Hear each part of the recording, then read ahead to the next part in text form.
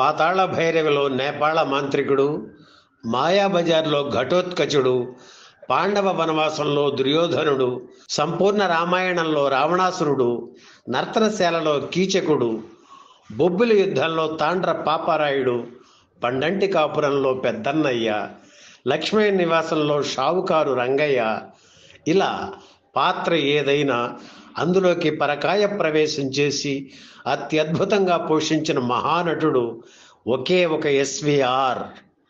అందుకే ఆయన్ని అభిమానంతో, గౌరవంతో విశ్వనట చక్రవర్తి అని జనం పిలుస్తారు. ఎస్వి రంగారావు గారికి పద్మశ్రీ పురస్కారాలు లేవు, ప్రభుత్వ పరంగా ప్రత్యేక గుర్తింపులు లేవు. అయినా ప్రజలు ఆయన్ని గుండెల్లో ఉంచుకున్నారు. ఆయన సినిమాలు మళ్ళీ మళ్ళీ చూస్తూ మా ఎస్వి రంగారావు అని చెప్పుకొని మురిసిపోతుంటారు. జూలై 3న ఆయన జయంతి సందర్భంగా మనం ఇచ్చిన డబ్బులకు మించి ఆనందాన్ని తన నటనతో పంచిన ఆ మహానటుడిని స్మరించుకుంటూ ఈ వీడియో అందిస్తున్నాం. మహానటుడు అనే పదానికి నిస్సందేహంగా నిర్వచనంగా నిలిచే నటుల్లో ఎస్వి రంగారావు గారు ఒకరు. నిండైన తన విగ్రహాన్ని పాత్రకు అనుగుణంగా మలుచుకుని ఎందరో నటులకు మార్గదర్శకులయ్యారు ఆయన. వాచికాభినయంలో తనదైన బాణి పలికించారు. సాత్వికాభినయంలోనూ తనకి తానే సాటి అనిపించుకున్నారు. 1946లో వచ్చిన వరూధిని రంగారావు గారి తొలి చిత్రం. అందులో హీరోగా నటించిన ఆయన చిత్ర పరిశ్రమలో తన స్థానం గురించి ఎన్నో కలలు కన్నారు.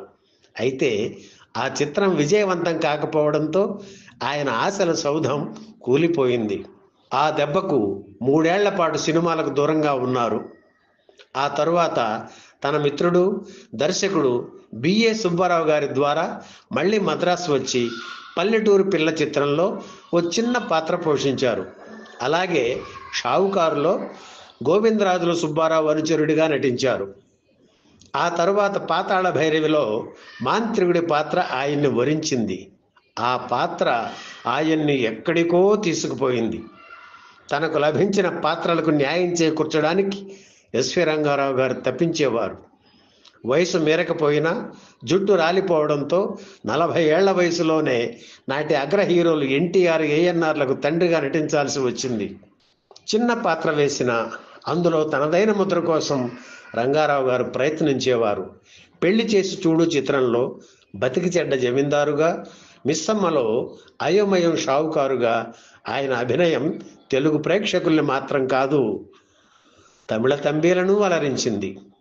ఇక మాయాబజార్లో ఘటోత్కచుడిగా ఆయన అభినయం అనితర సాధ్యం అని సాటి నటులే ప్రశంసించారు.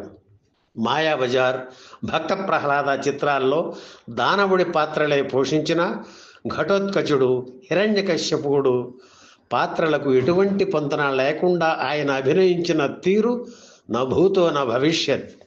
రంగారావు గారు పోషించిన పాత్రల్లో ఆయన కనిపించరు, పాత్రలే కనిపిస్తాయి.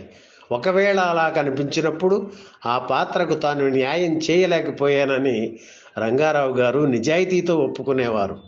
అయితే ఆయన నట జీవితంలో అటువంటి సందర్భాలు చాలా చాలా తక్కువేనని చెప్పాలి. రంగారావు గారు సంభాషణల శైలి విభిన్నంగా ఉంటుంది. ఏ పదాన్ని ఎక్కడ విరిస్తే అందం వస్తుందో ఆయనకు బాగా తెలుసు. సాహసం చేయరా డింభక అనే పదాన్ని సాహసం శాయరా అని విరచడం నేపాళ మాంత్రికుడి పాత్రకు అందం తెచ్చింది. సంతోషం శాయవే బుల్బుల్, డింగరి వంటి పదాలు, డోంగ్రే, గూట్లే, బేకు వంటి పదాలు రంగారావు గారి ఉచ్చారణతోనే తెలుగునాట తమ ఉనికిని చాటుకున్నాయని చెప్పాలి. ఎస్వీఆర్, ఎన్టీఆర్ దాదాపు ఒకేసారి చిత్రరంగ ప్రవేశం చేశారు.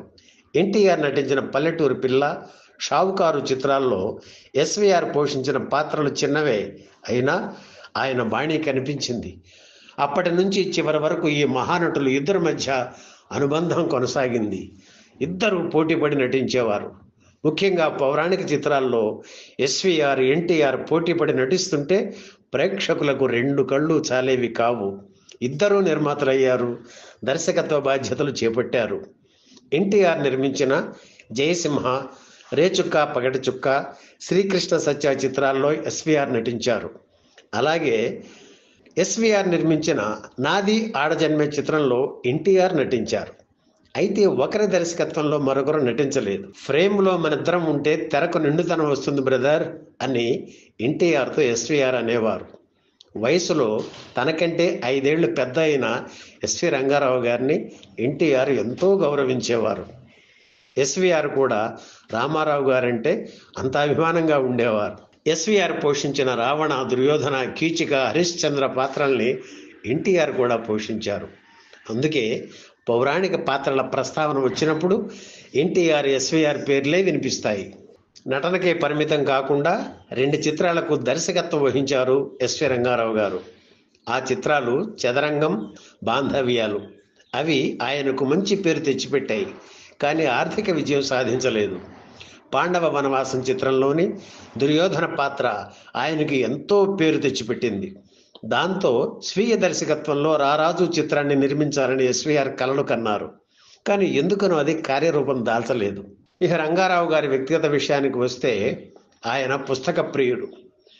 షూటింగ్ స్పాట్లో గ్యాప్ దొరికితే చాలు ఏదో ఒక పుస్తకం చదివేవారు. ఆయనకు వివేకానందుని రచనలు అంటే మహా ఇష్టం. వివేకానందునికి సంబంధించిన పుస్తకాలు సేకరించేవారు. రంగారావు గారికి ఉన్న మరో హాబీ ఫోటోగ్రఫీ. ఆయన దగ్గర రకరకాల కెమెరాలు ఉండేవి.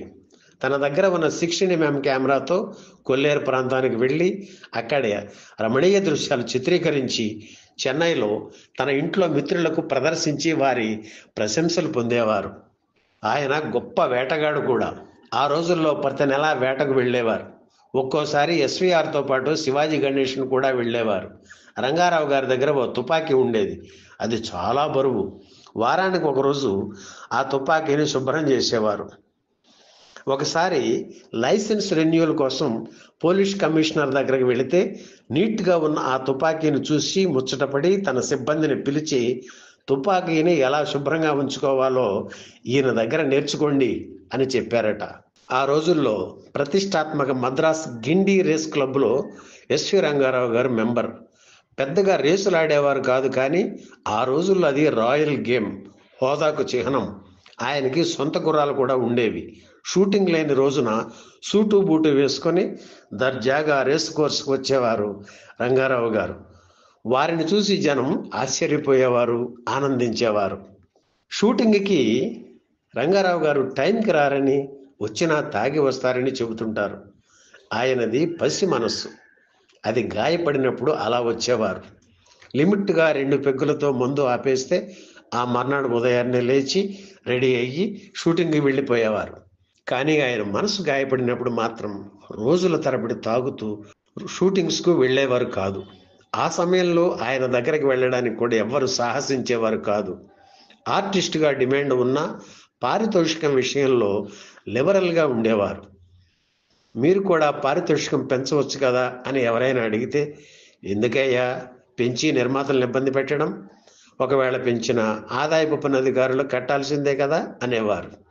అయితే ఎన్టీఆర్, ఏఎన్ఆర్ కంటే ₹1 అయినా తన పారితోషికం ఎక్కువ ఉండాలని పట్టుబట్టిన సందర్భాలు ఉన్నాయి. 2.5 దశాబ్దాలకు పైగా విశిష్ట నటుడిగా వెలుగొంది. తెలుగులో 150కి పైగా, తమిళంలో 95, కన్నడంలో 2, మలయాళ, హిందీ భాషల్లో 3 చిత్రాల్లో ఎస్వి రంగారావు గారు నటించారు. ఆయన చివరి చిత్రాలు చక్రవాకం, యశోదాకృష్ణ. యశోదాకృష్ణ చిత్రం చివరిలోనే ఎస్వి రంగారావు గారి అంతిమయాత్ర దృశ్యాలు చూపించారు. ఈ వీడియో మీకు నచ్చితే లైక్ చేయండి, షేర్ చేయండి, వెంటనే సబ్స్క్రైబ్ కూడా చేయండి.